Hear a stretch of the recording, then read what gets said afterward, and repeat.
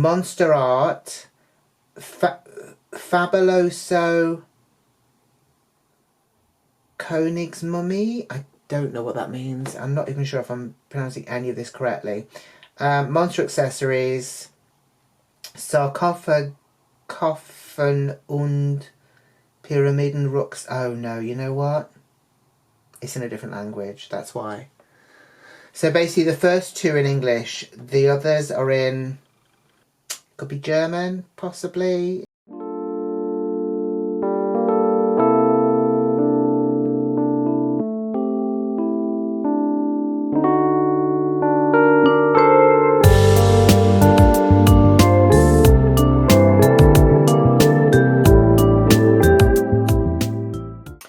Hello again and welcome back to March Bain's Midlife Dolly Crisis, and obviously we are coming up to spooky season and it seems like the appropriate time of year to open up another Monster High doll, and this time we're going to be opening Cleo. Cleo de Nile is her name apparently.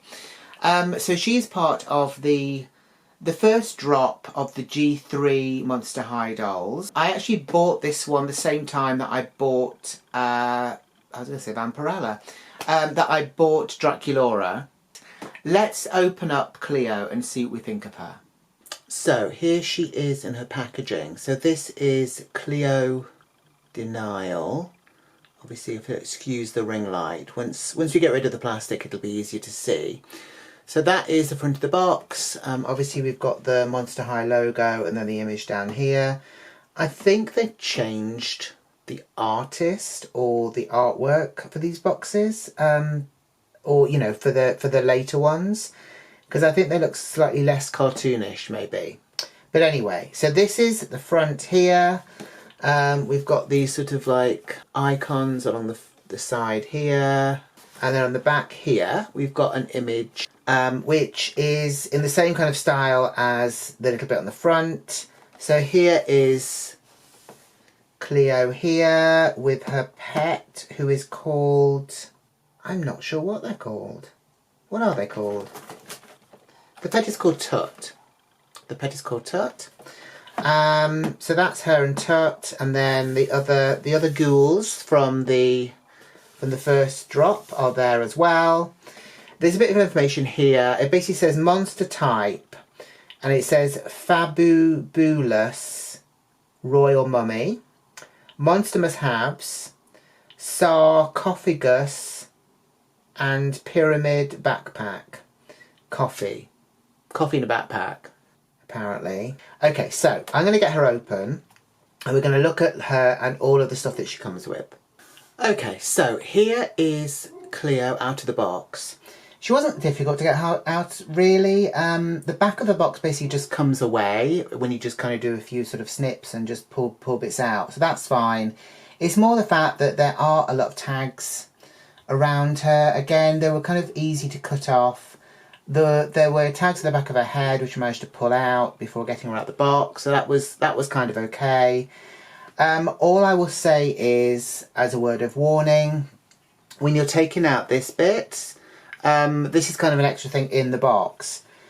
It does have the tiny little Kimball tags in it, so just be careful, because I think mine probably has a hole in it anyway now. But yeah, I don't know if there's an easier way of doing it or a safer way of doing it, but if there is, please let me know, because basically just even cutting them is making holes go in them anyway, so I think we're kind of pretty much stuck with it. So let's put the doll to one side. Let's have a look at the accessories first. So here is a phone. It is, again, it's kind of coffin shaped or sarcophagus shaped. We have an image of, I think it's Anubis on the back. We've got an image here of what is on her phone. Basically, it's kind of apps. It's okay. I think most of the printing on the accessories, at least in the first lot of dolls, is kind of a bit pixely, but it's tiny anyway, so I guess it doesn't really matter that much. But yeah, so that is her phone, and she can hold it because it's got this kind of nodule or whatever we're calling them on the side there, so she can kind of grip it. So that is the phone. We've then got this, which I thought when I was unboxing it, oh, she's got a flip phone. Why has she got a flip phone and another a regular phone? If I can get this open, we might see what it is. But I couldn't open it earlier, so just talk amongst yourselves at this point, I would say. Oh, here we go, here we go. So there we go. So I've opened that now. That was worth it, wasn't it? I believe it is like a makeup palette, perhaps. It's got some colours on this side, like a pink, a blue and a turquoise, or a green and a turquoise. It's got this lid. I'm guessing it's meant to be kind of like a makeup set. So yeah, again, it's got this kind of round hole thing that you can put a finger through, so she will be able to hold that as well. We've then got this, which is, I believe, a cup, like a travel mug. Again, we've got this whole Anubis lid thing going on here. And I think, yeah, the lids come off. So you could put real coffee in there for her if you like. I don't know if she's going to drink it though, because I don't think there's actually any way unless she takes the lid off. There is actual painted on detail on this head. He's got kind of like the sort of the gold details around the eyes, and I think on the nose as well. So that's quite cool. And obviously it's kind of gold and black, which are great colours for her. So that is that. We've then got this, which is the snack. So this is a wrap. I actually quite like this one because it does look like a wrap, and we've got like tomatoes and lettuce and some brown stuff, which I think might be meat in there. Again, it's got the thing at the side. They've really made an effort with the whole bandaging idea of it being a wrap, I guess, on there, which is in the moulding. But yeah, so that's quite cool, and it's quite nice that they've made the tomatoes and the kind of the food inside the wrap sort of glisten, because they've obviously put like not really a varnish, but some sort of coating on there just to make it a bit less sort of flat. So there's that. So we've then got these, which are a pair of glasses or sunshades. I mean, they're bright yellow, so I'm not sure they're going to protect your eyes very much. They've kind of got this whole sort of bandage thing on the side as well, just to kind of drive the point home, I suppose. And they're a bit kind of asymmetrical as well, because there's kind of a line there, and then there's a kind of a wonky bit over the bridge of the nose bit there. So that is those. So this is the pet. This is Tut. He's got quite a lot of details on him. They've kind of made an effort. I think they've kind of put lots of different colours on there as well. So he's blue. He's got kind of gold details on him. But yeah, he's quite cute. He doesn't have any articulation, so you can't even move the head. Or actually, can you? It feels like it wants to move, but maybe it shouldn't, because it might come off in my hand. But yeah, he's got kind of like a crown thing on. He's got the kind of the collar thing on there. And obviously he's got these bits. I'm not really sure what they're called, those bits there. A kind of the Egyptian headdress type thing there. And he's kind of like a pearlescent blue. It's a very nice blue. The blue and the gold go really nicely together. So that is him. We've got this, which is actually a really nice backpack. This is one of the things that she said she couldn't do without, which I don't blame her, because it is actually a really nice one.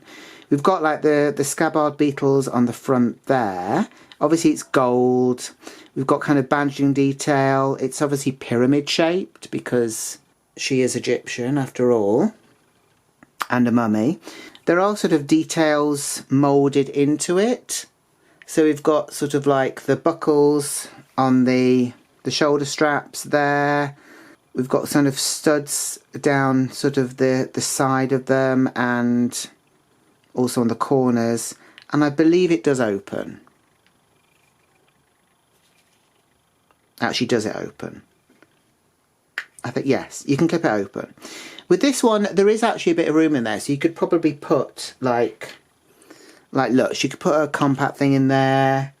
She could even put her snack in there as well, which is quite fun, I suppose. Obviously, you have to remember they're in there, so you don't wonder where the hell you put them. But yeah, so that is a backpack. So this is her sort of jacket that she came with. So obviously it's got these tassels hanging down from it as if it's kind of like the bandaging sort of come off, and they're a bit sort of haphazard. There's some that are just sort of loops there. There's a bit coming around the neck there as well. It's a kind of green and yellow, and the pattern is of the bandages all the way around. It's like a little crop jacket. It's actually quite cute. I do like the whole sort of tassel thing. I think that's quite clever, and I do quite like tassels. I don't think I've got anything that has tassels on it, so maybe that's something I should be thinking about for the future.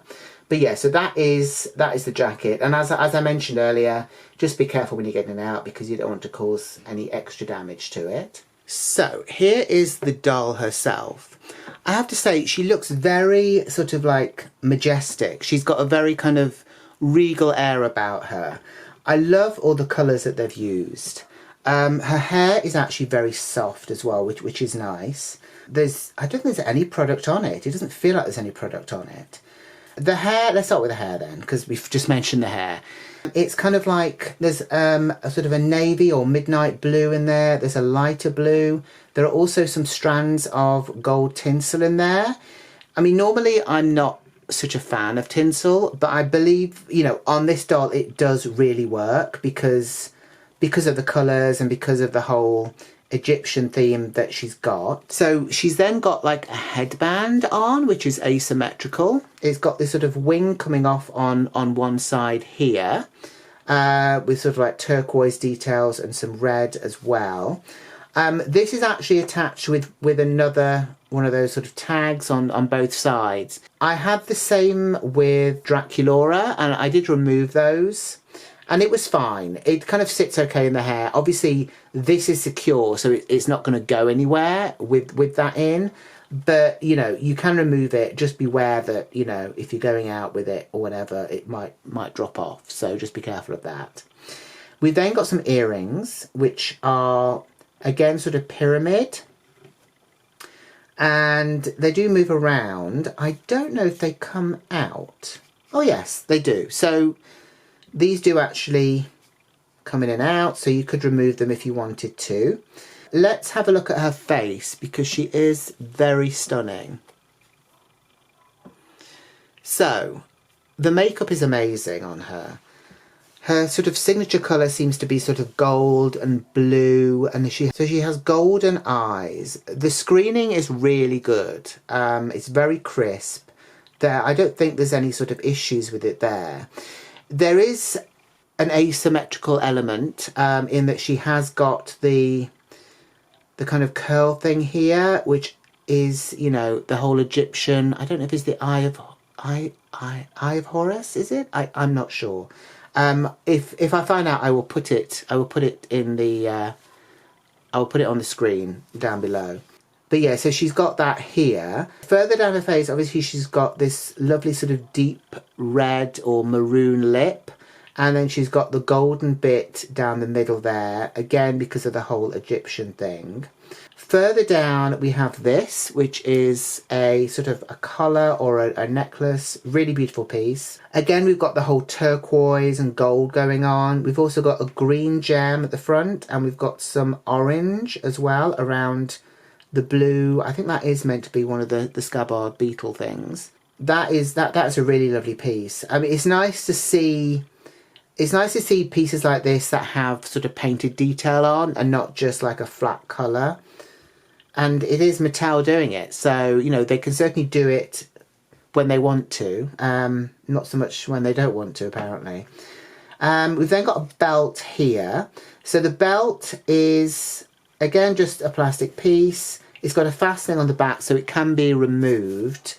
I should have mentioned that the collar, you can basically just remove it when you want to, and it will just clip back round. It's got rubber bands around it at the moment, which I will probably remove.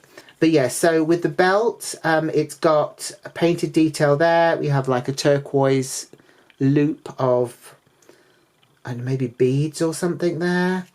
We then have an eye here with another kind of sweepy bit coming down there, which just sort of hangs there. So that's quite a nice bit there. And I'm going to remove it so we can have a proper look at her dress. Here we go. So the dress is actually really lovely. So obviously we've got all of the sort of the colours here. We've got yellows and golds. We've got some sort of sequin bits there. We've got some gold braiding kind of all over it. The quality is very nice. The fabric is fine. I mean, it's not the best quality of fabric, but it doesn't matter because it looks good on her anyway. Obviously we have patterns here which again are associated with Egypt. We've got the sort of the scabbard beetles there, and we've got various sort of patterns and things like that. We have just a blank bit here, which that bit goes halfway around, a half and half, but not sort of symmetrical half and half. You know, we've got more on the front than we do on the back. The sleeves again are the sort of the bandages, which work quite well, and there's kind of a nice sort of, I'm presuming it's on purpose, it's kind of a bit of a puffy sleeve going on. I don't know if it is on purpose or not, but I like it anyway. If we go further down, obviously we do have details of the bandages here.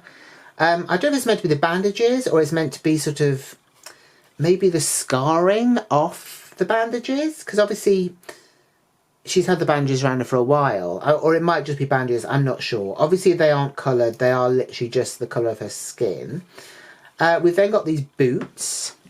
So again, we've got the whole bandage thing going on those.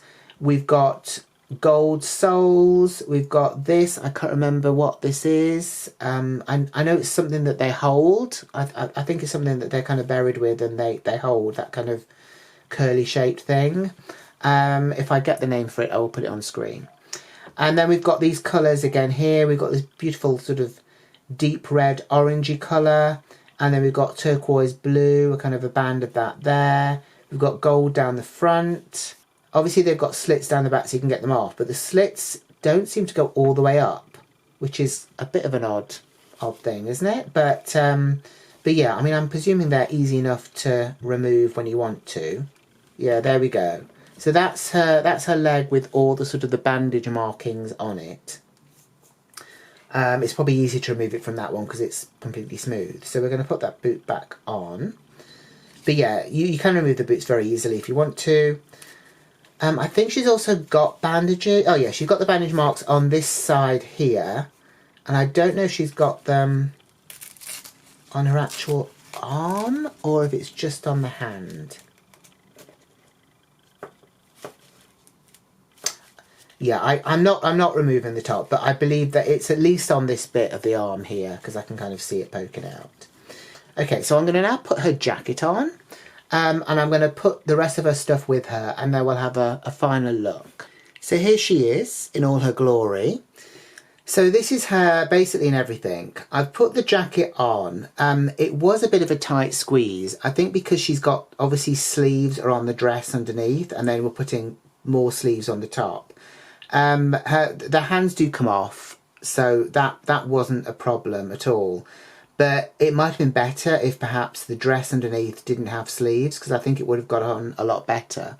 So it's a kind of a nice little sort of cropped jacket there.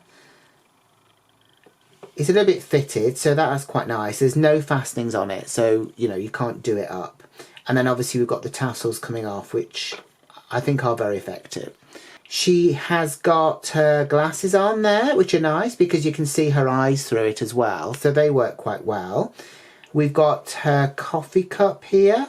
And yeah, she can hold it. And she's got her phone in this hand here. I haven't put the backpack on her back because you can't really see it then, can you? So it's just nice, just kind of on the side. And I've left her snack in there along with her makeup. And then obviously here is Tut by her side. She can maybe hold Tut, I'm not sure. I suppose the pets are so small that they can actually hold them at least, so that's pretty good. So I've not spoken about articulation, but the articulation is pretty much the same as the previous dolls that I've unboxed for the Monster High dolls.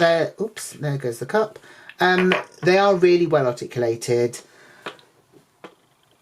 I think they can even touch their face. You might not be able to do it in this outfit, I think, because of the jacket. Yeah, that's the other thing. Having the kind of the two lots of sleeves, it does sort of mean that her articulation is a bit sort of stifled, because it's kind of stiffens everything up, and you know, it's just harder for her to sort of bend. So just be aware of that. I'm gonna bring in the other two Monster High. The other two Monster High dolls that I have. So I have Frankenstein here. It's just so you can see how they compare. I'm gonna actually take Frankie's hat off. Okay, so I did think that Frankie was taller, but I think looking at them and having removed the hat, they are probably the same height. Their body shape seems the same as well, so they could probably swap clothes if they wanted to. I do have Draculaura here. Draculaura is smaller than both of them. She's on kind of like a curvier body as well. It's quite nice that they are sort of noticeably different. Obviously it means that they can't, her clothes might fit them, but they might be a bit baggy. Their clothes might not fit her. But it's kind of nice having the variety as well. And obviously they're so colourful. I can kind of see why people really love these dolls, and you know why obviously children probably really like them as well. So what do you think? What are your thoughts on Cleo de Nile? I think she looks fabulous. Her hair is lovely. It's so soft. Draculaura's hair is also soft. Frankie's hair, not so much. But then this Frankie is actually from the Sculptimate Secret boxes. So I think those dolls were produced differently to the other dolls. I think. Don't quote me. So the hair is probably different. But I don't have G3 Frankie doll to compare it to. So the hair on Frankie might not be great on any of them. But I don't know that for sure. So please like the video if you've enjoyed it. Please share the video if you know anyone else that would like this kind of content. I will see you in the next video. So until then, from me and from the good monsters at Monster High. I was going to say Monsters Inc. The good monsters at Monster High. Bye, bye, bye.